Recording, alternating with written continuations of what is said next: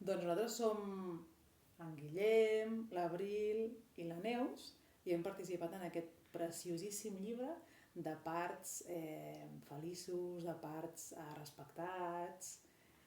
De què us en recordeu, Abril i Guillem, del vostre naixement? Tu per on vas sortir, Abril? A la pare mama. De la vulva de la mama.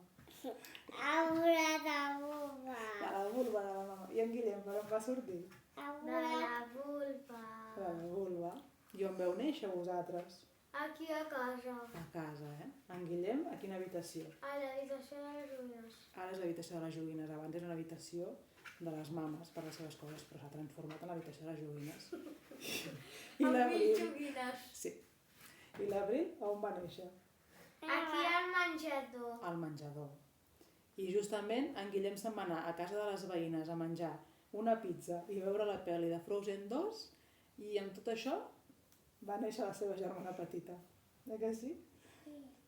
Us convidem a totes a que compreu aquest llibre, que el tingueu a casa. És un llibre que penso que hauria d'estar a totes les cases perquè són 54 històries precioses, amb il·lustracions precioses, agradables de llegir i necessàries que hi siguin. Que el disfruteu. Adeu!